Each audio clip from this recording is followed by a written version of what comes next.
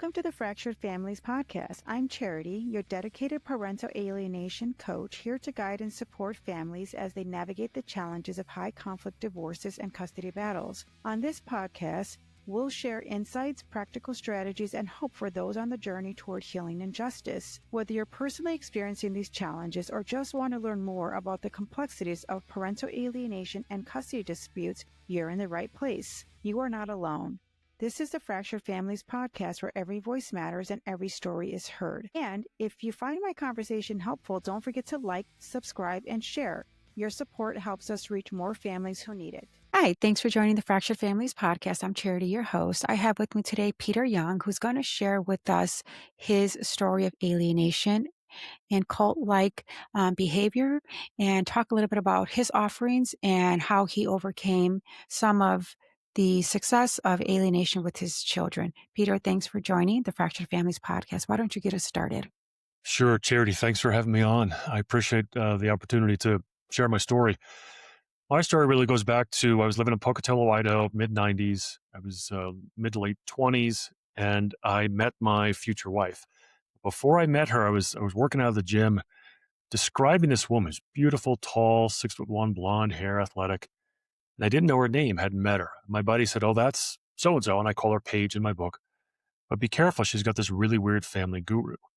So before I'd ever met my future wife, I heard about the weird family guru, who turned out to be a guy we all called Uncle Robert. I ended up marrying Paige. She was the love of my life, and I adored this woman. She was everything that I had dreamed of and prayed for. I was a sports broadcaster, and I had moved from Colorado to Idaho. I think I was 27 at the time. And I asked the Lord, to bring me into contact with this woman that I could marry. She'd be Christian, athletic, and et cetera. And she checked every box. So we lived in Idaho, and we ended up having 5 kids. Now, for the first few years of our marriage, Uncle Robert, whose real name was Robert Booty, lived in Southern California, and we lived in Idaho. We didn't have much to do with him. We didn't interact with him that much. But Paige had grown up in this little cult, and it was a tiny cult. Has no name. It just centers on Uncle Robert. He met my former in-laws at a seminary in Southern California in the 70s, before Paige was born. So then Paige grows up in a world where Uncle Robert is the authority on everything. When I say everything, let me give you an example. When I first met my future father-in-law, Paige and I had been dating like a month. I drove up to northern Idaho, where her parents lived. I go to the bathroom, and I'm a guy, and I stand up to pee. And then when I leave, he's standing right there outside the bathroom door. And he says, "I heard you. In our house, the men are required to sit to pee. It's cleaner and prevents splashing." And I thought, okay, this is really weird. And then he said the phrase I would hear hundreds of times over the next 20 years, "Uncle Robert taught me that." And if Uncle Robert taught him anything, it was beyond questioning. And so the phrase, "Uncle Robert taught me that," would be repeated on everything when it came to our faith and politics, education, you name it. He was the expert. So I kind of thought the guy was nuts. And but I went along to get along. And in that regard, I was the proverbial frog in the pot of boiling water. And there were some early signs that there were some big red flags. Again, I thought he was weird, narcissistic, but not really a threat or a danger. That changed after 9/11. I remember we would have conferences. So we lived in the Pocatello area or Montana. He would drive up to my in-laws in the Coeur d'Alene area, northern Idaho. And we would go up there for these conferences. And that was basically a glorified way of saying we would sit in the living room for hours and hours a day, listening to Uncle Robert share his pearls of wisdom, which were sometimes brilliant, because that's an important point. Cult leaders don't start out sharing utter nonsense and lies. They start with the truth, and then they twist it and pervert it. And so we would have these conferences, and on one of them, he started talking about how Roosevelt was a Jew and Truman was a Jew, and 80,000 people died on 9/11. And it was my first introduction to his blaming everything on Jews, and everything was a Jewish conspiracy, through all recorded history. And if I would ever ask any questions of him, like, "Okay, I've got an open mind. Is there any proof of this?" I would never get a good answer. I would always get, "Peter, why are you so stupid that you don't understand me?" And that's another classic example or trait of a cult leader, is they hate being questioned. So there was that. And then he taught us that the casinos were the true churches in America. And all the churches that we would go to on a Sunday were an utter waste of time because only he knew the true gospel. And all the other pastors and all the churches around the country were sharing a fraudulent message of the gospel. Only he knew the true gospel. And you could go into a casino, and regardless of your station in life, the Lord could bless you. Okay, but I see people worshiping money in a casino, not the Lord. So those are just kind of some examples of how crazy it was. But as it relates to the children and the future parental alienation, the biggest red flag, I didn't really know much at the time. We had one son. Second son is about to be born. My wife is pregnant. And it was right around this time that Paige's younger sister said, hey guys, to the family, I don't think Uncle Robert is who you think he is. I think he's a fraud. And I think he's a danger. We should have nothing to do with him. And initially, Paige's older brother and her parents, who were really the only ones in the family still in the cult, everyone else had been shunned, agreed with the younger sister. And then they turned violently against her, and she was shunned for the next 20 years. But that short little window of Paige doubting and blaming Uncle Robert led her to believe that the Lord was going to judge her and kill our unborn son. So she started leaking amniotic fluid, had to go to the hospital in Pocatello, and she was there on bed rest for 6 weeks. Our son was born at 32 weeks. His lungs were severely underdeveloped, nearly died. Thank the Lord, he did survive. He ended up being a Division I college athlete, so he's doing great. But at the time, Paige was distraught. She wrote this incredible long letter that I didn't read for 20 years. But in it, she blamed all of this on her not standing up for the good name of Uncle Robert and dragging him through the mud because she didn't trust him. She believed her sister for a short time. And that literally she thought the Lord was judging her for this, as if it's very important that the Lord protect Uncle Robert's good name. And she truly thought that, the Lord was going to kill her unborn son because she did not stand by Uncle Robert's side. So that shows you the depth of devotion she had for him. And then several years later, after we had 5 kids, and he was starting to take over more and more of our lives, Uncle Robert, we had talked about having a 6th child. And if it was a boy, we would name him Matthew. And I remember when we had a date night, she got all dressed up, put makeup on, she looked beautiful. And she told me of her burning desire to have another son. And then she told me, well, it wasn't for me. She wanted to have a grandson for Uncle Robert. So Uncle Robert, again, Robert Booty, is at this point in his mid to late 70s. He had 2 sons who were grown up and married, and they had daughters. So Uncle Robert had granddaughters, no grandsons. And for Paige, literally the world would be on the brink of collapse if Uncle Robert's precious bloodline of DNA was not continued. So she wanted to be a surrogate through one of his sons, through in vitro fertilization, and provide him with a male heir. I was repulsed by this idea. We'd been married like 17, 18 years at this point. I thought, you got to be kidding me. And because I was so against it, she didn't go through it, which made her more angry at me. And Uncle Robert thought it was a great idea, and he was upset that I didn't like it. So that would have been around maybe 2015, 2016. And it became obvious the last few years of our marriage that I was kind of out of step. Paige and Uncle Robert were, closer than I was. And when it came to important decisions or things that were really heavy on her mind and her heart, she would often go to him before me. And so over all these years, I was a faithful husband. I loved my wife. I adored her and wanted to save my marriage. I was completely faithful. Never even thought about an affair. Loved her. And, but it became obvious that every time I would ask a question or anytime I doubted Uncle Robert, I became diminished in her eyes. And I finally caved and I became brainwashed myself. And it was only about 2 or 3 years. And I thought, well, maybe I'm missing some elemental truth about the gospel, about my Christian faith that I've missed all these years. Because by this point, again, 15, 16 years in, Paige, my in-laws, and Uncle Robert all doubted my faith. They thought I was a fraud and a liar. And Uncle Robert had done this to Paige. He caused her to doubt her faith and my in-laws, and they were all, quote unquote, saved by Uncle Robert years after they had publicly expressed faith and been baptized by someone else. And that, again, is another common trait of a cult leader. They act as a gatekeeper to God. So even though I was brainwashed for a short time and finally all in, for years I thought Uncle Robert was nuts. Now I'm like, okay, it was me all along. I was wrong. He's right. Never enough. So she left me January 2017. And at this point, we still had from the outside a very solid marriage. It looked like we loved each other and were respectful. She would not denigrate me in front of the children, and I never denigrated her in front of the children. I sung her praises all day long. But when she left, she asked me not to say anything to the kids. And she left because, again, she thought I was a fraud and not a true Christian, and she wanted to draw closer to Uncle Robert. So about 2 months later, she then told the children what had happened. The kids didn't know. The kids kind of knew something was going on. She took our 3 youngest, because we have 5. She took the 3 youngest to northern Idaho and moved in with her parents. The 2 oldest boys lived with me because they were late high school, early college age. And so then she told all the children. And then one by one, I met with the kids and said, I'm sorry. I take full responsibility. I wish this wasn't happening. I love you and I love your mother. And again, remember at this time, I'm brainwashed. I've been convinced I'm not a Christian. I can barely sleep. I can barely eat. I'm not suicidal, but I'd lost 30 pounds. I was a wreck of a human. I mean, I was bouncing on the bottom. It was horrific. And Uncle Robert during this time is drumming into my head, I'm filled with a legion of demons. I am incapable of receiving salvation. And he's making sure he tells me all this so that I can be rest assured, Paige left me because of you, Peter. It's your fault. There's nothing on her end. So then I told Paige, what I told the kids.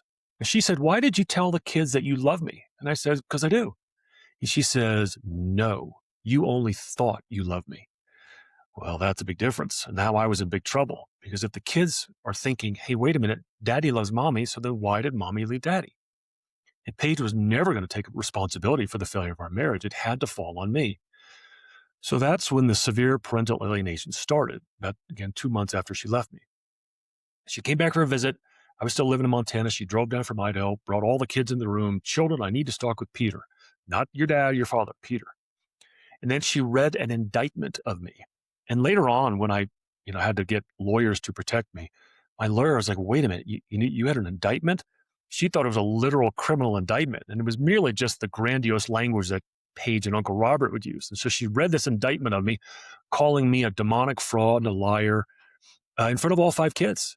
Here I am, I'm bawling, I'm sobbing, and all 5 kids are looking at me, looking at her, and they're terrified. I guarantee you. In the back of the mind, I guarantee you, they're thinking, holy smokes, the last thing I want to experience on this earth is my mom treating me that way, because they saw her eviscerating me. And I had allowed myself to become a shell of a man. Through her and Uncle Robert, I had been completely beaten down. I was afraid of my own shadow. So she gives her indictment of me, and then she takes all the kids, and she's going to prevent me from seeing them because I'm such a horrible influence. And then through emails over the next few months, she makes it very clear that in her mind, along with Uncle Robert, I am nothing more than a bloodline and a sperm donor. I'm not really a true father. How could you consider yourself a true father, Peter? You know you're far from a true father. You're just a bloodline and a sperm donor. And then Uncle Robert piled on. Why do you insist on being the father? Why do you insist on imprisoning your children in biological determination? That's a quote. In other words, all I was the sperm donor in the bloodline, and I was imprisoning my children in this biological prison because they had no choice to have me as their dad.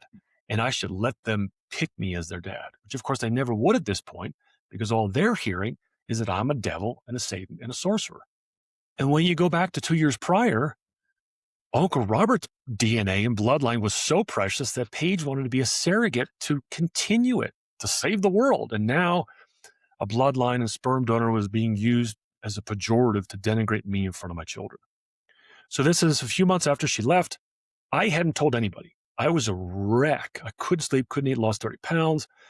I finally called my family. Now, I have 4 older brothers, and my parents, they live on either coast. So they weren't involved in this cult at all. They knew some odd stuff was going on. They'd heard of Uncle Robert, but they had no idea. They didn't know we considered casinos the true churches. Uncle Robert called casinos his office. They didn't know any of this, okay? So I finally reached out to them, and then later on reached out to people in my community. Again, nobody had any idea. Why is Peter Young, he's got red puffy eyes and walking around town, not at work? Because the anxiety was so bad. So when I finally reached out, all of my friends and family immediately supported me. And I told them, don't say anything negative about Paige and Uncle Robert, just support me. And they did, which was very hard. Because again, Charity, for most people, within 5 minutes, you can tell, wow, this poor guy, Peter, he's being, beaten down really hard. And Paige and this Uncle Robert, they're way out there. So they helped me get attorneys. And I did not want the divorce at all. I just wanted access to my kids. And so over that summer of 2017, I finally started to get my feet underneath me, because when you're in the cult, and I always tell people, no one ever knows they're in a cult. You only know you were in one, because cults share two things. They come in all different shapes and sizes, but at their core, they share a leader, and the leader exerts undue manipulative mind control. So when you're in it, you don't know you're in it. And as that summer progressed, I started to hear other voices other than just Uncle Robert and Paige. And those other voices helped me, along with the Lord opening my eyes and ears to the truth. Wait a minute. Uncle Robert's not going to save my marriage and my family. He's the guy that's destroyed it. So even though I was only brainwashed for about 2.5 years, it took a full year to come to that conclusion. I tried to reach out to Paige to see if we could co-parent, because I had kind of lost access to my 3 youngest kids. And she was adamant, no, you are devoid of all parental abilities. The only abilities you have would be on the level of an animal, like an animal that would give birth to a dog or a cat would recognize their offspring. That's all you have in you. So when she responded in that way, my attorneys and everybody advising me is like, you need to file for a parenting plan, which I did. She was irate. Uncle Robert was irate. And I was terrified to do it. I was so scared. My kids were furious with me. The 2 older boys were furious that I had filed this. She told the children that I had endangered their lives by filing the parenting plan. So, she and I were able to settle it out of court. We took it out of the courts. Fine, I'll let you see them every other weekend, kind of a thing. And then she filed for divorce about a month later. Again, I was devastated, and I didn't want it. So through my attorneys, we said, no, I don't think it's irretrievably broken. And I didn't want the kids to just live with her and I'd have visitation, which again, then that means I'd be like an uncle, not a dad, right? Or a relative. So then when she found that out and the kids found that out, she again gathered all the kids. When she came in to drop the 3 kids off, the 3 youngest, for a visit, she said, children, I need to speak with Peter. So all the kids gathered in the living room, and I'm standing there and I'm talking, blindfold, and here comes the gunshots. And she says, I hate the devil that is you. I hate bringing the children here. I hate that they have to spend a second with you. On and on and on and on and on. And again, Charity, wasn't just like somebody would say, oh, you're crazy. Like verbally in front of the kids and in court documents, she has called me a devil, Satan, sorcerer, a liar, abuser, an alien, you name it. I've kept track of it. It's like 100 different names. So when that happened, one of my sons looked me in the eye and said, you're a devil with no soul, because they supported their mother. Another one of my children said, because I found out afterwards, that she had taught the children that the 5th commandment in the Bible, honor thy father and mother, and if you do, you'll have a good life or a long life. One of my children says, well, no, Dad, I don't have to honor you because it doesn't apply to you. It only applies to fathers that love their children and their mother. So she had taught the kids the 5th commandment of the Bible does not apply to your dad because he doesn't love you and he doesn't love me. On and on and on. Like I could tell you stories till the cows come home like this. Fast forward a few months as I continue to, become stable and recover. Again, the Lord really rescued me from rock bottom. And I always tell people, I didn't just hit rock bottom. I bounced along the bottom for several months. And then as I recovered into that next year, I did get to visit the few kids. We did hire a guardian ad litem through the divorce process. I had no idea what a guardian ad litem was. Of course, Paige and Uncle Robert didn't want a guardian ad litem. The only thing Paige wanted was to have Uncle Robert be the mediator. And my attorney's like, we recommend, Peter, you do not agree to Uncle Robert being the mediator. It's kind of like that phrase, what is a democracy, but, 2 wolves and a lamb voting on what to have for dinner. That's how that mediation would have gone. So we didn't do that. The guardian ad litem did a report. Okay, so now it's about 1 year and 3 months after she left me. And the guardian ad litem went up to Northern Idaho because she had gone to my house and met me and see where I live. Now she had to go to Northern Idaho, see Paige where she lived, and talk with the kids. And Uncle Robert made a special trip from Southern California to be there for the guardian ad litem. And I remember telling my attorney, I was a little nervous that, Uncle Robert can put on the charm when he wants to. My attorney has never spoken truer words since. He said, Peter, he cannot hide who he is. This is the best thing that will ever happen to you. And he was right. So Uncle Robert was there at the meeting with the garden ad litem. I can only imagine how utterly insane that meeting was. But that was on like a Wednesday. So then 2 days later, I got to pick up the kids for another weekend. And this is about a month before the garden ad litem report came out and the courts sent the kids back to me. We get in the car. So Paige and I meet halfway in Missoula, Montana. I drive the kids 3 hours home. About 20 minutes in, 25 minutes in or so, we pass through a tiny town called Whitehall. And we used to go to church in Whitehall. But Uncle Robert and then Paige and my in-laws became to despise the church leaders in Whitehall. It's this tiny little church, and I love these people. But they were a threat to Uncle Robert's control. So then Uncle Robert turned Paige and her in-laws on the poor people in Whitehall and vilified them so much, as Paige did, that my children held their breath as we drove through Whitehall on the interstate. And I knew why they were doing it. Sorry. I knew why they were doing it. And I said, why are you guys holding your breath? And one of my children had been holding it in. And it's like almost like you vomit up, like if you ate something that's poisonous, you ate something that was unhealthy, like a raw meat or something like that. And your body would just purge it violently, you'd throw it up and get rid of it. The wickedness and the evil from Uncle Robert was like a computer virus and would go into Paige. Despite all the horrible things she said and done, she is a victim. And then it would go from Paige into the children. And so it was like the children had been poisoned by this horrific computer virus that is Robert Booty, because he had been there in Idaho. So they had just been around him. And every time he would show up, by the way, over the last 20 years, every time he would show up, I always knew that Paige was going to unleash something on me because he would pour this hatred into her and she would pour it onto me. So then my child just unleashes all of this. I hate you. You're a devil. I never want to be like you. You're the worst person ever. You've never loved us. You've never done anything for anybody but yourself for 20 minutes. As you're driving in the car and I'm sitting there, I'm listening to all this. And it's traumatic and heartbreaking because I know where it comes from. I wasn't angry at that child. I wasn't angry at any of those children because I knew it wasn't them. And then one of my children says, Dad, if I were a devil, I'd want someone to tell me. Because what they had been taught by Uncle Robert and their mother was, if somebody points out that you're a devil, that means you haven't been saved and that'll help you become saved. And so they were literally, oh yeah, my dad's a devil and we'll help him out by telling him he's a devil. So we drive home in silence and then we get home and it's as if now that they've purged it, we played games. And then before I put him to bed, I laid down and I read him a story and they went to bed as if nothing had happened. But they had to purge that wickedness. And then the garden ad litem report came out a month later. The garden ad litem saw all of this. It was a jaw-dropping 50-page report, and the courts ordered the kids back to me. So that was 2018. And so then for the next, till 2020, through 2024, their mother had supervised visits, and the three youngest kids lived with me. She attacked me in the courts, and she called me all kinds of horrible names, tried to get me arrested several times, literally tried to get me arrested. I've been, the sheriff's office, unfortunately, and the police office, they know me because I've been to talk to them all the time. But, the good thing is, like, I know, Charity, that are situations where the courts get it horribly wrong.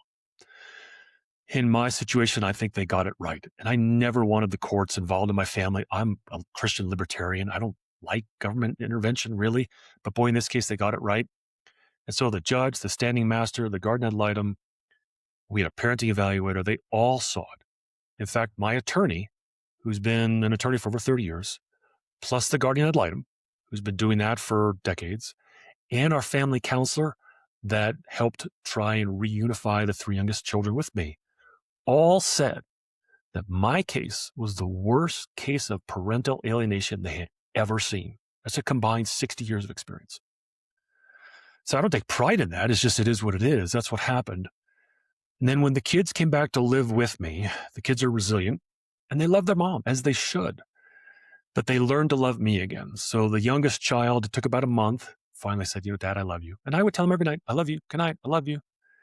And then the next child, about a month later, I love you.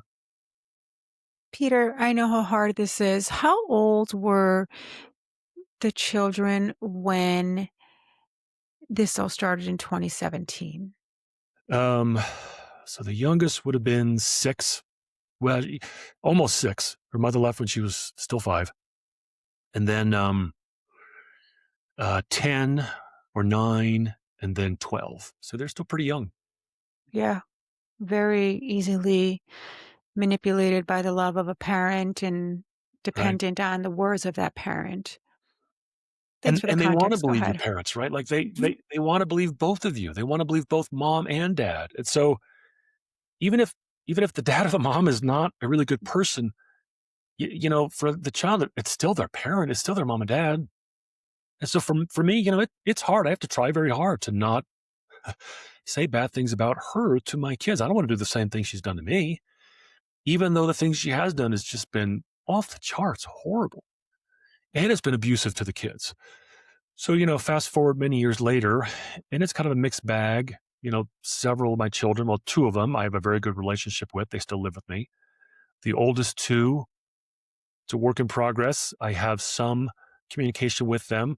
I don't think they have any involvement with Uncle Robert. I don't think they're in the cult at all. But they still believe their mom. They still think I'm the bad guy. I think as they grow and mature and eventually get married and have kids, they'll hopefully finally see.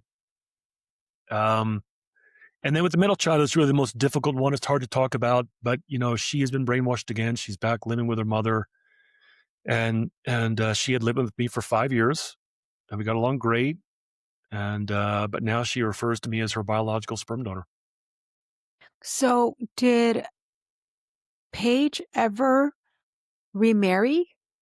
She did, and again, when I tell people about this, that I would peel back the onion layer by layer, and I would tell my family members, what had happened, and I lived it for 20 years.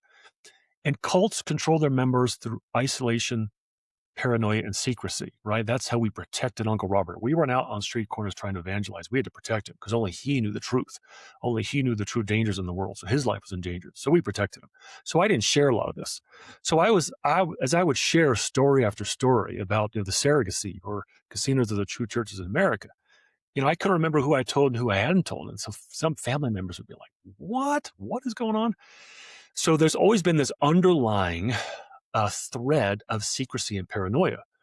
So yes, Paige did eventually get remarried, and she ended up marrying the man that she had hired to be the professional supervisor for some of the visits with kids, which is a horrible, uh, I guess, confidential violation, but like, Conflict of just, interest. yeah, conflict of interest. Thank you. Very inappropriate.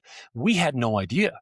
So here's this guy that's the supervisor. He wouldn't say anything to me, and not even like, "Hi, how you doing? I'm the dad, by the way." And I dropped the kids off, and the kids are like, "Yeah, dad is this guy. He's really weird. He's just kind of there, never says a word." And yet at the time, they're romantically involved. This guy and my former wife. So when they got married, she did not tell me or the two youngest kids for about 8 months. So she got married around 2024. And then she became convinced that I was going to arrest her if she came to Montana because I had a district judge in my back pocket. And she never named the judge. I don't know any judges. There is one judge. I thought, well, he lives in Bozeman. Maybe it's him. I think I've met this guy once. And so she literally, we were supposed to have a parenting evaluation. She refused to come to Montana. And the court had ordered this. And the evaluator's in Montana. He's like, I can't go to Idaho. You need to come to Montana for this evaluation. Why won't you come? And then she said, well, I'm afraid for my life. Peter's going to arrest me. And it's just more of this paranoia, unfortunately. She finally did agree to come to Montana, as long as I didn't know when it was going to be.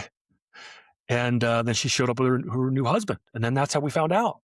And the evaluator's like, well, if you've remarried, I have to consider this in the mix. She was furious. You're endangering our lives. So then I told the children, I said, did you know your mother got remarried? They had no idea.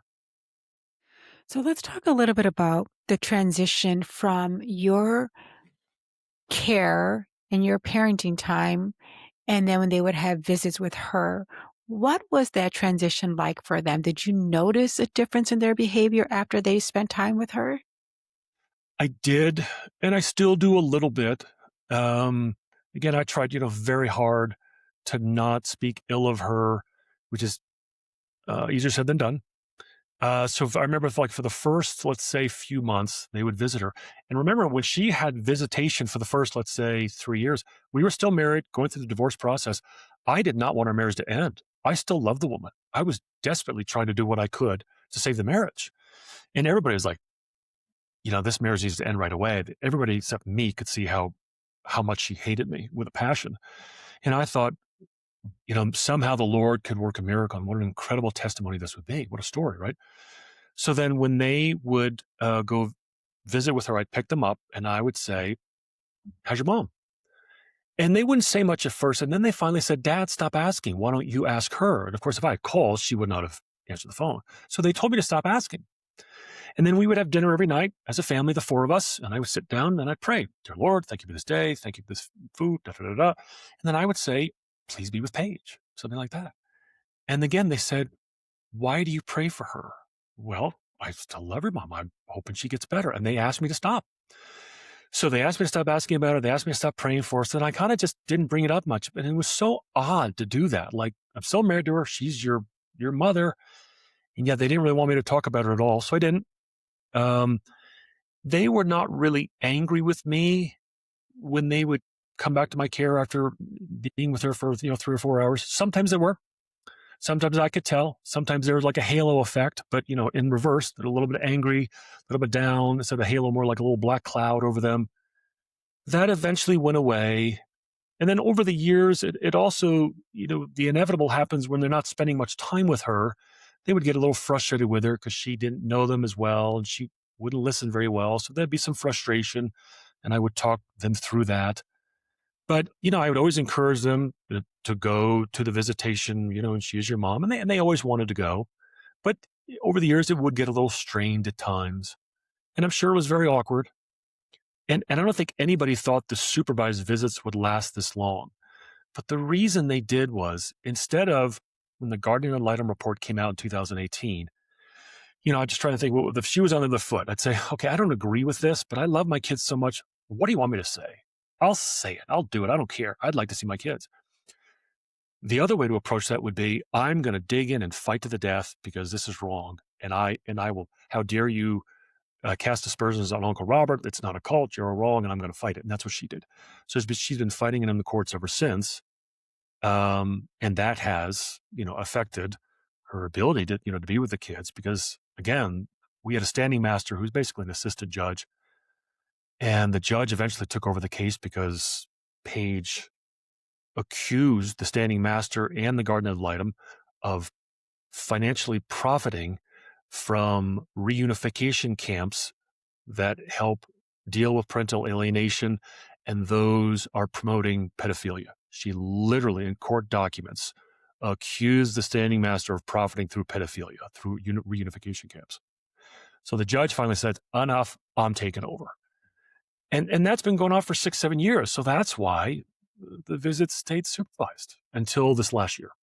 It's so shocking to hear this because what started off as cult is then became parental alienation, but science shows and literature shows that there is such a like in comparison of true parental alienation and cult-like behavior. Yeah. So one of the characteristics of a cult leader, I'm glad you brought that up. And again, cults come in all different shapes and sizes. And thankfully, there was no physical or sexual abuse in our cult. There was none of that at all. But they share so many common traits. And one of them is that the cult leader tries to blur the lines or destroy the nuclear family. So in our little cult, my in-laws called Uncle Robert Dad. And then we called him Uncle Robert. And then our kids called him Grandpa Bob. But in reality, we're all trying to be like the most favorite son and daughter of the leader. So we're all like children around Uncle Robert. And the only way you can do that then is to destroy me as being the father. I'm just on a par with my other kids.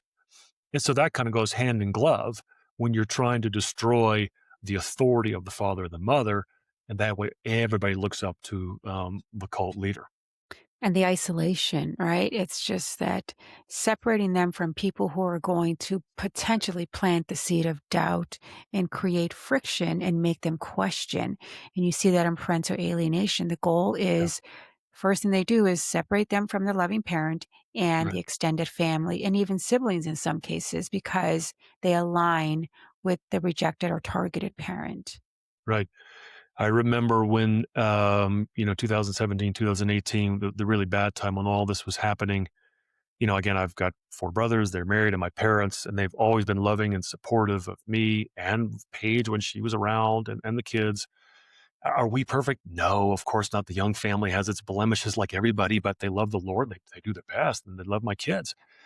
And my kids started to refer to the young family as a pack of wolves that has no regard for anyone else. And again, this came straight from Uncle Robert and straight from Paige, because again, the cult was really tiny. It was Uncle Robert, Paige, me for a time, Paige's older brother, her parents, and like two or three other guys and some of the kids. That's it. It's pretty small. So in addition to, having to denigrate me, they also had to denigrate the rest of my family, the rest of the young family. And the kids were soaking it in. And thankfully the kids have recovered. At least the three youngest ones certainly recovered. And in the parenting plan, is there any guidelines around them spending time with the cult leader, or was that not something that was addressed? No, it was addressed right away. Thank the Lord. So when the first Garden and Litem report came out, and all of this is sealed, but so I'm just sharing the highlights. It said, hey, this guy's a problem, and the kids should have no contact with him whatsoever. And so that was in the first parenting plan, and then the parenting plan was revised, and it said pretty much the same thing, that there should be no contact with him, because they saw you know, how horrible his influence is. And so in that regard, even though it's been a tough road over these last 6-7 years, in that regard, I've been rescued from a tiny but destructive religious cult, and so have my kids.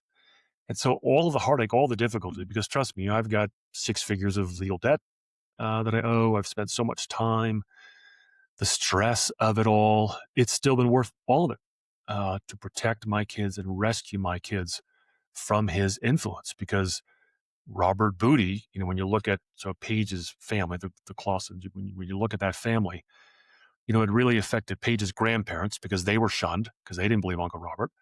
So Paige and her family, her parents, shunned the grandparents. And then her parents have been brainwashed for most of their life.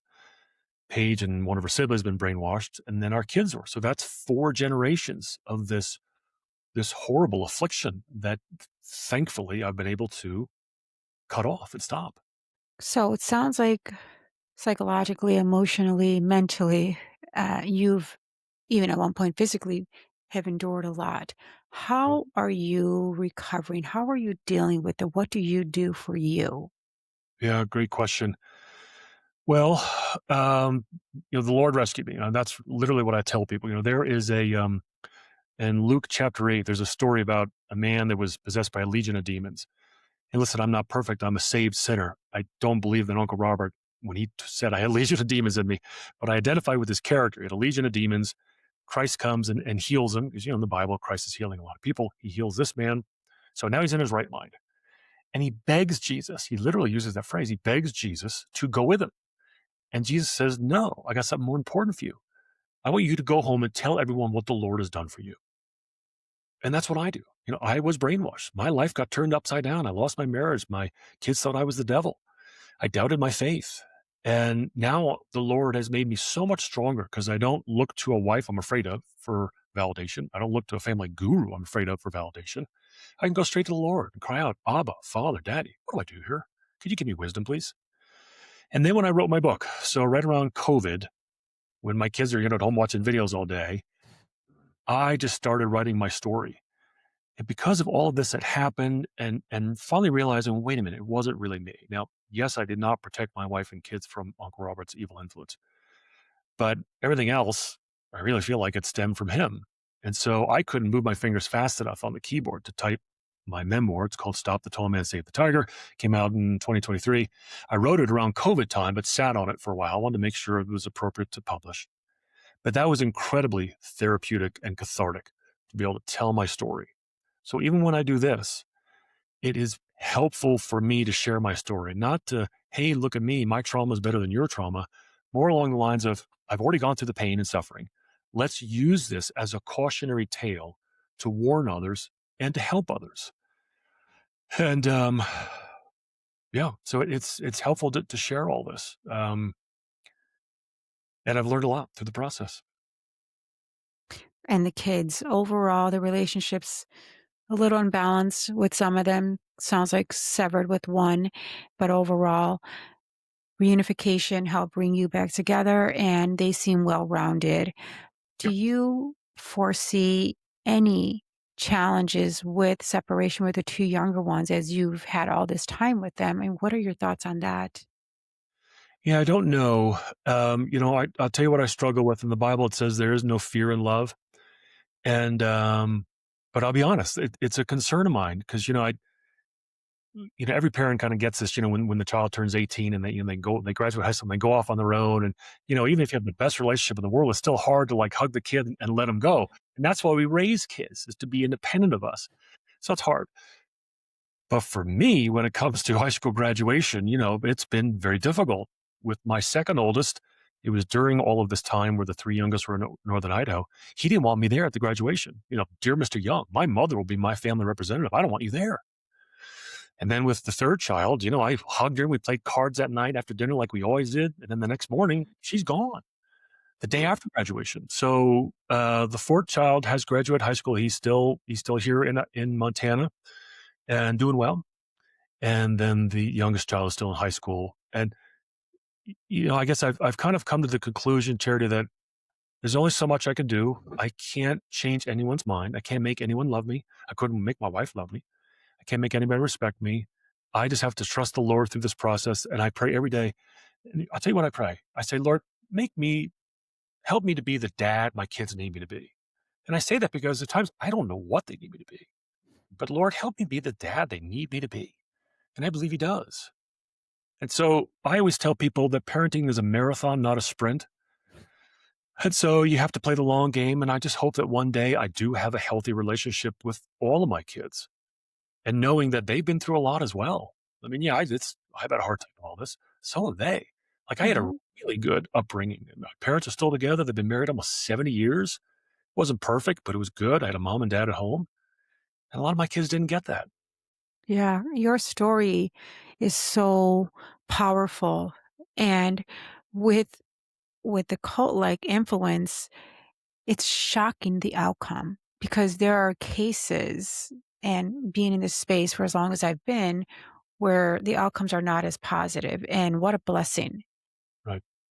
I'm very fortunate. Yeah. And I can say this truthfully. When it all happened, it was, this is why families rally around. Like, if my situation wasn't a family crisis, what is, right? So, when it happened, when, one of my kids called me the devil, when Paige called me a devil and she'd filed for divorce, I could barely make it through the day. My dad flew out to be with me a few days. My brother flew out to be with me a few days. Another brother flew out to be with me for a few days. So the family all rallied around me, and they told their friends in their church. And, there was literally uh, hundreds of people around the country praying for me and my kids. Literally. I mean, that's staggering. Think about that. For my specific case, they knew my name, they knew my kids' names, and they were all praying and thinking about us. Wow, it's incredible. It's incredible, and yet she doesn't stop. And I, for years, I don't do it anymore. Um, I prayed that she would have a road to Damascus type moment, where Saul becomes Paul and the Lord appears to him, and changes his life around. And I prayed that she would have that moment where the Lord would lift the veil from her eyes so she would see the truth. And I wonder now, if that is to ever happen, how difficult that would be for her to see that, most of her life has been lived as a fraud or a lie because of this one man. So that's why, really, she is a victim. She's a victim. So her parents are a victim, despite everything that they've said and done, just like I was, just like my kids are. And so I am not very optimistic about the future in terms of co-parenting with her, unless there is some kind of change, because she's made it very clear she does not have any desire or plans to co-parent with me, which is difficult. So I have a question that's come to my mind, and I guess it's about the cult. Like, what happens when he passes? He's not young. Right. And a lot of people ask me that. They'll say, how old is Uncle Robert? He's probably early 80s. I don't know. Here's what I think, though, because, some people say, well, this religion is a cult, that really, the Jehovah's Witness is a cult, or this religion is a cult. And to me, I always say, well, to me, as a Christian, I would consider that a false religion. A A true cult, the cult leader would never share power. So there would never be like 10 or 12 elders, whatever some of these churches have. There would just be one guy. He'll never share power. So I don't really think there is a succession plan. I think we're all going to die one day. When he does, I think it kind of just goes away with him. I certainly don't see her parents trying to fulfill that role, because everybody really in it is very subservient to Uncle Robert. No one really, like, again, in Christianity, there's victory in Christ. We never really had victory in Christ with Uncle Robert. It was always him consistently making sure we knew how horrible we were, how lucky we were to have him, and we were sinful. He only sinned once in his life. That's what he claimed and taught us. So there was never really any victory in Christ. So therefore, I don't really see anything continuing when he passes away. I think it just kind of goes away. Interesting. Peter, any final thoughts? Tell us a little bit about your book, how people can find you, if people want to reach out. You were a great addition to my followers, and I would love for them to stay connected. Yeah, thank you. So you can go to my website. It's authorpeteryoung.com. Feel free to reach out. I mean, it's me. I don't have a team of 50 assistants. You'll get me. I will respond. If someone out there really needs to just, kind of share your story and ask what I did, I'm happy to talk, because going through it is horrible. And if you haven't gone through it, you don't know. You have no idea how bad it is, how hard it is. So yeah, authorpeteryoung.com. My book, Stop the Tall Man, Save the Tiger, is on Amazon, Barnes & Noble, Kobo. It's easy to buy. Ebook, hardback, paperback. Please read it. It's intense and difficult at times, but it is victorious in the end. My kids and I truly were rescued from a tiny religious cult. And so in that regard, despite all the difficulty, it has been a success. And so again, I just would encourage those that can resonate with this, that understand what I'm going through, that if you're not a lawyer and you know what a guardian ad litem is, I'm sorry. But then number two is, feel free to reach out, read my book, and contact me, because it is very difficult. I will add one more thing too, Charity. One of the lessons I learned is that in Christianity, it talks about the body of Christ. So the group of believers, right? And so if I cut off my thumb would die. I would die. My thumb will die. Well, that's what happens to people that get sucked into cults, is you become isolated and you get cut off from other believers. And then you are more vulnerable. You're more vulnerable to that one voice. And so that would be my biggest caution and my biggest red flag to look for if someone you know and love, you think might be getting sucked into a really unhealthy relationship, cult or not, just unhealthy. They don't show up to book club anymore, or bowling league, or Bible study, or Friday night beers, whatever it is. They don't email or call anymore. You need to reach out. You need to have the difficult conversation with that person. You've got to stay in fellowship and communication, because when people become isolated, they are vulnerable. And then that's when the seeds are sown for something like parental alienation and cult influence. Very powerful. Peter, thank you for being a guest on the Fractured Families podcast. We'll make sure and share your information in our show notes. Thank you, Charity. Thank you for joining me on this episode of the Fractured Families podcast. I hope our conversation has provided you with support, understanding, and actionable insights to help you navigate your own family challenges. Remember, healing is a journey, and reaching out for help is a sign of strength. You're not alone. If you found value in today's episode, please subscribe, rate, and leave a review. Your support helps us reach more families in need. You can contact me on social media at Parental Alienation is Real, and visit our website for additional resources and ways to get involved. Stay strong, stay connected, and keep fighting for the family bonds that matter most. Until next time, take care and stay resilient.